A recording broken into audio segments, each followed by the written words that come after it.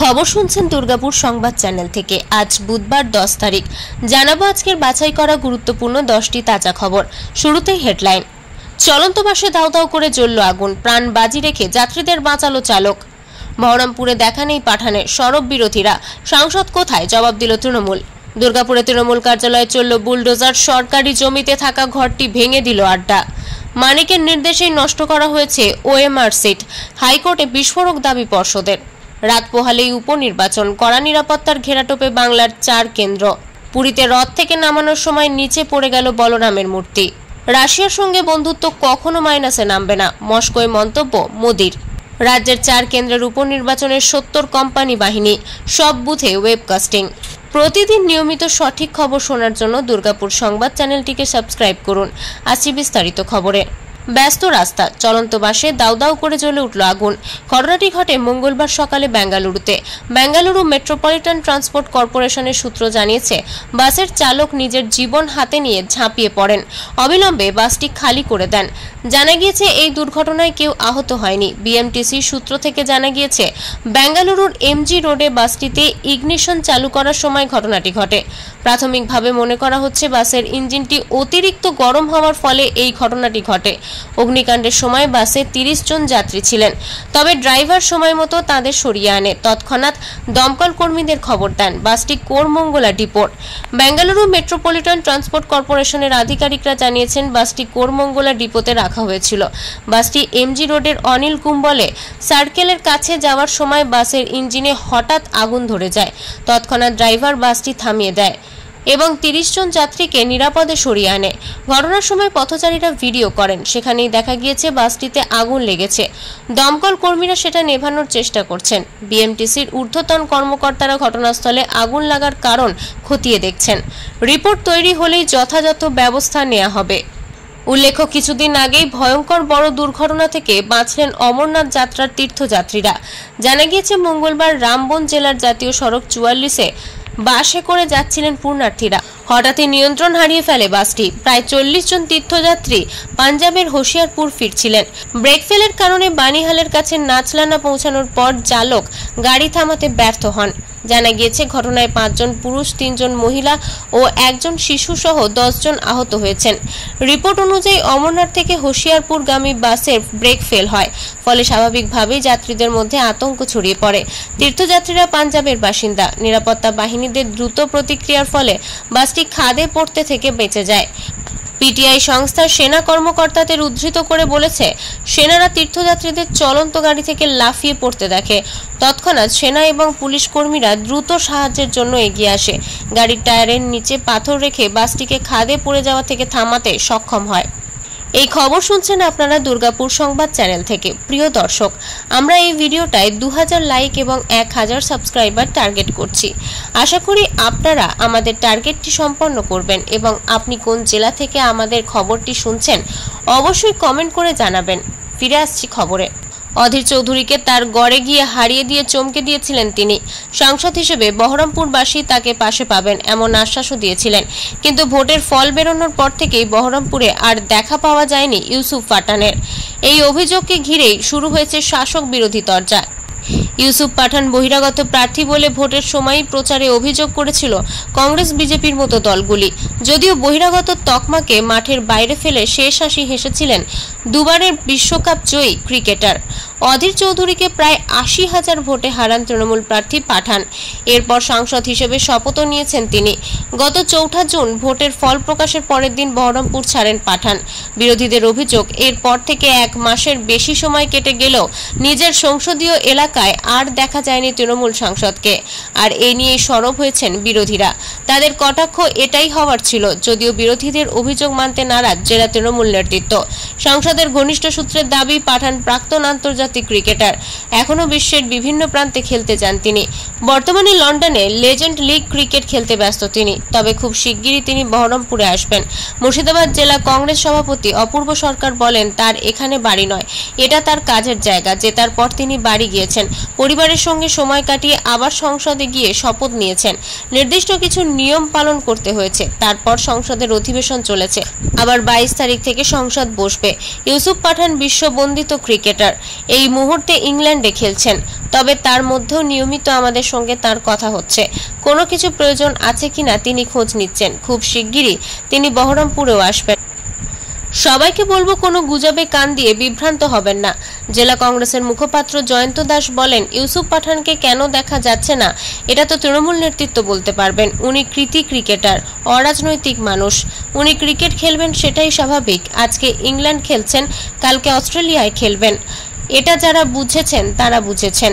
অনেক তৃণমূল নেতাই হয়তো চান না ইউসুফ পাঠান আসুক। সাংসদ তহবিলের টাকায় কি হবে সেটা হয়তো তারাই ঠিক করতে চান। জনগণ খেপে গিয়ে যদি তৃণমূল নেতাদের প্রশ্ন করেন সাংসদ কোথায়, তার জবাব তৃণমূল নেতারাই দিতে হবে। পশ্চিম বর্ধমান জেলার দুর্গাপুর পুর নিগমের 22 নম্বর ওয়ার্ডের সিটি সেন্টারে তৃণমূল কংগ্রেস 2 নম্বর ব্লক কার্যালয়ে চলল বুলডোজার। মঙ্গলবার এই কার্যালয় বুলডোজার চালিয়ে ভেঙে দেয় আসানসোল দুর্গাপুর উন্নয়ন পর্ষদ বা আড্ডা। 2011 সালের আগে দুর্গাপুরের সরকারি জমির উপর অবৈধভাবে গড়ে উঠেছিল শাসক দল তৃণমূলের কার্যালয়। দিন কয়েক আগে সরকারি জমি থেকে কার্যালয়টি সরিয়ে নেওয়ার জন্য নেতৃত্বকে নোটিশ পাঠায় আসানসোল দুর্গাপুর উন্নয়ন পর্ষদ। এরপর তৃণমূল কংগ্রেসের নেতা ও কর্মীরা নিজেরাই কার্যালয় থেকে জিনিসপত্র সরিয়ে নিয়ে যান। শেষ পর্যন্ত এদিন আসানসোল দুর্গাপুর উন্নয়ন পর্ষদের বুলডোজার চালিয়ে ভেঙে ফেলা হলো কার্যালয়টি। এই প্রসঙ্গে 2 নম্বর ব্লক তৃণমূল কংগ্রেসের সভাপতি উজ্জ্বল মুখোপাধ্যায় বলেন, নোটিশ পাওয়ার পরে আমরা নিজেরাই টিনের চাল খুলে দিয়েছিলাম।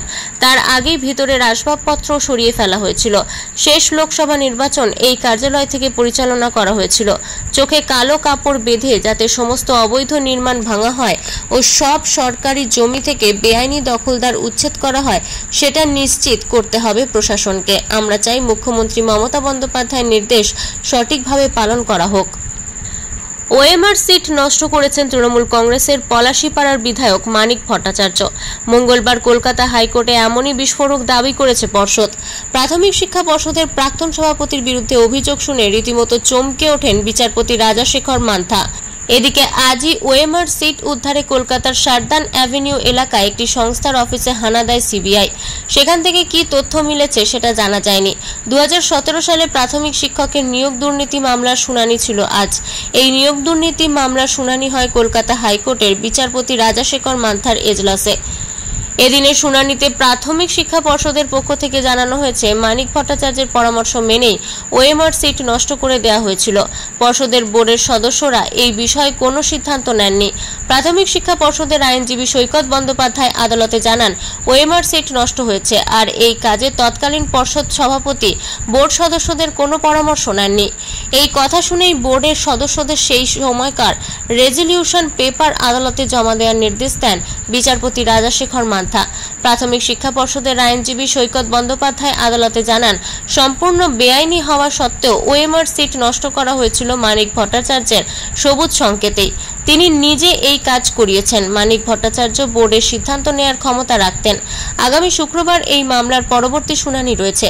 সেদিন হাইকোর্টের নির্দেশ মতো মিটিংয়ের রেজলিউশন কপি জমা দিতে হবে। যদিও প্রাথমিক শিক্ষা পর্ষদের আইনজীবীর দাবি, বোর্ড কোনো রেজলিউশন সেই সময় নেয়নি। উল্লেখ্য, 2022 সালের 11 অক্টোবর প্রাথমিকের নিয়োগ দুর্নীতি মামলায় ইডির হাতে গ্রেপ্তার হন প্রাথমিক শিক্ষা পর্ষদের প্রাক্তন সভাপতি তথা তৃণমূল কংগ্রেস বিধায়ক মানিক ভট্টাচার্য। তখন থেকে জেলবন্দি রয়েছেন তিনি। পরে তার স্ত্রী শতরূপা এবং ছেলে সৌভিকও গ্রেপ্তার হন, তবে স্ত্রী পুত্র জামিনে মুক্তি পেয়েছেন। এই খবর শুনছেন আপনারা দুর্গাপুর সংবাদ চ্যানেল থেকে। বাংলায় বুধবার 4 কেন্দ্রে বিধানসভা উপনির্বাচন। মানিকতলার রায়গঞ্জ, বাগদা ও রানাঘাট কেন্দ্রে ভোট হবে। প্রতিটি আসনেই তৃণমূলের সঙ্গে লড়াই বিজেপির। বাম কংগ্রেস লড়াই থাকলেও তারা খুব একটা ফ্যাক্টর হবে না বলেই মনে করা হচ্ছে। মানিকতলা তৃণমূলের জেতা আসন। রায়গঞ্জে 2021 সালে বিজেপি প্রার্থী জয়ী হলেও তিনি এখন দল বদল করে তৃণমূলের প্রার্থী। অন্যদিকে বাগদা, রানাঘাট দুটি আসনই 2021 সালে বিজেপির দখলে ছিল। বলতে গেলে এই 4টির মধ্যে 3টি আসনেই বিজেপির ভালো ভোট রয়েছে। ফলে বিজেপি চাইছে এই আসনগুলো ধরে রাখতে। অন্যদিকে তৃণমূলের লক্ষ্য আসনগুলোতে জয় ছিনিয়ে আনা। 4 বিধানসভা এলাকাতেই কড়া নিরাপত্তার ব্যবস্থা করা হয়েছে। ভোটের দিন যাতে কোনো রকম বিবাদ না ছড়ায় সেদিকে নজরদারি থাকছে কেন্দ্রীয় বাহিনীর। পাশাপাশি রাজ্য ও কলকাতা পুলিশও পরিস্থিতির দিকে নজর রাখছে। প্রতিটি ডিসিআরসি সেন্টারে ব্যস্ততার চেনা ছবি এদিন দেখা গিয়েছে। প্রয়োজনীয় সরঞ্জাম নিয়ে ভোট কর্মীরা রওনা দিয়েছেন নিজ নিজ ভোট কেন্দ্রের দিকে। রাজ্য নির্বাচন কমিশনের তরফে জানানো হয়েছে মোট 1097 বুথে ভোট হবে বুধবার। রাজ্য পুলিশ থাকবে 3650। মোট সিএপিএফ কোম্পানি থাকবে 70 কোম্পানি। রায়গঞ্জে স্পর্শকাতর বুথ রয়েছে 14টি, রানাঘাট দক্ষিণে 90টি, বাগদায় 39টি এবং মানিক। পুরীতে রথ থেকে নামানোর সময় বলরামের মূর্তি পড়ে গিয়ে বিপত্তি। গুন্ডিচা মন্দিরে রথ থেকে নামানোর সময় পড়ে গেল বলরামের মূর্তি। বলরামের মূর্তি পড়ে 5 জন সেবায়িত আহত, পুরীর হাসপাতালে ভর্তি। মূলত রথযাত্রা উপলক্ষে প্রচুর মানুষের সমাগম হয় এবার পুরীতে। রবিবার বিকেল 5:20 রথের দড়িতে প্রথম টান দেওয়ার পরেই শোভাযাত্রা শুরু হয়। সে সময় মানুষের ভিড়ে পদপৃষ্ট হওয়ার মতো পরিস্থিতি তৈরি হয়। সূত্র মারফত খবর আসে, জগন্নাথ, বলরাম ও সুভদ্রার রথ নিয়ে শোভাযাত্রা শুরু হওয়ার পরেই প্রচুর মানুষের ভিড়ে ভয়াবহ পরিস্থিতির সৃষ্টি হয়। এর ফলে জখম হন বহু মানুষ। তাদের মধ্যে একজন শ্বাসরুদ্ধ হয়ে মারাও গিয়েছেন।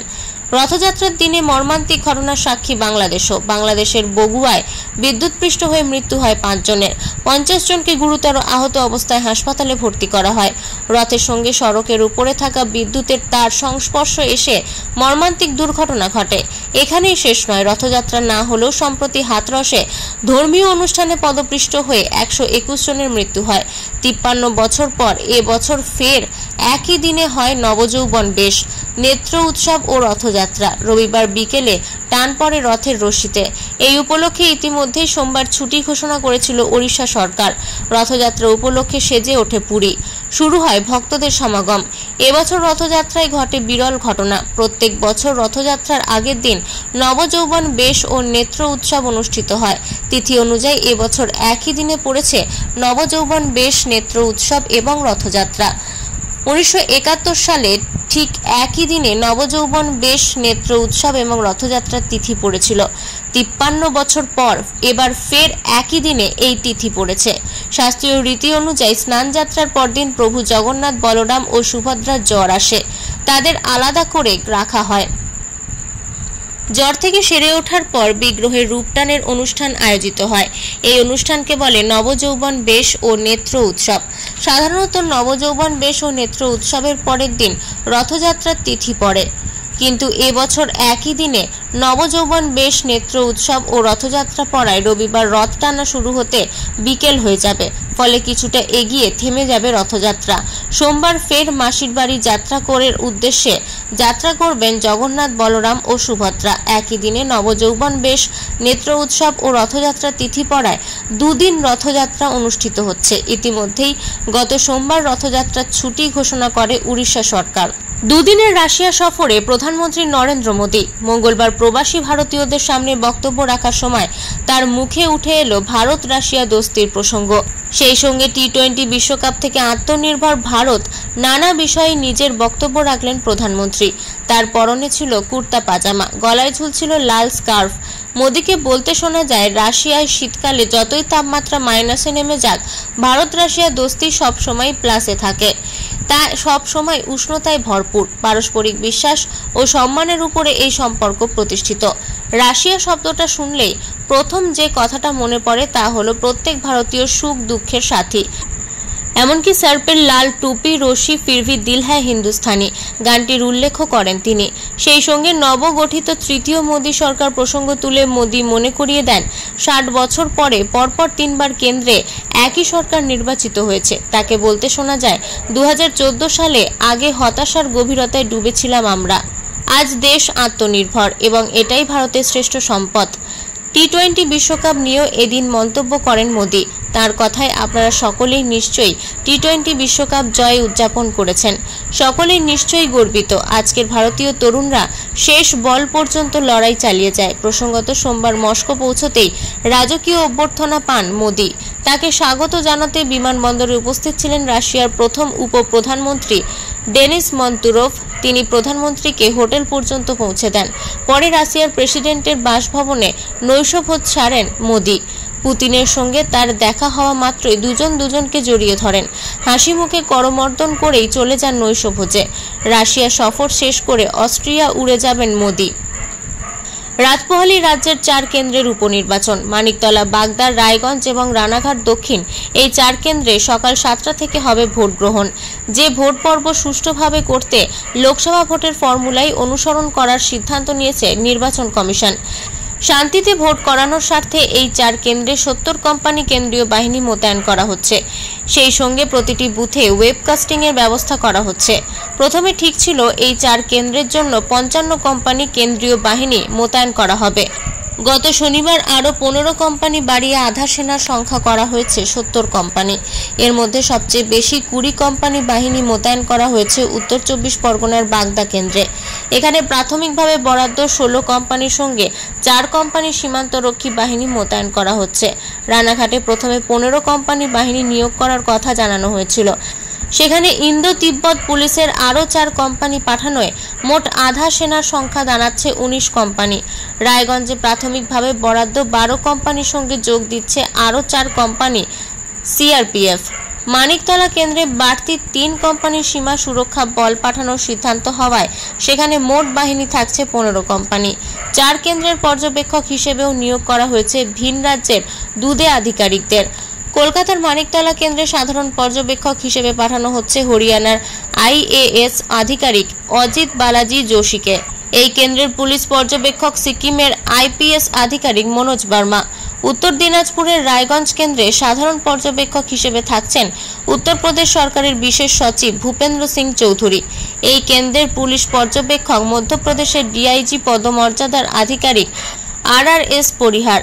রানাঘাট দক্ষিণ কেন্দ্রে সাধারণ ও পুলিশ পর্যবেক্ষক করা হয়েছে যথাক্রমে হিমাচল প্রদেশের আশিস সিংমার ও বিহারের ডক্টর ইমাম উল হক মেঙ্গুনুরকে।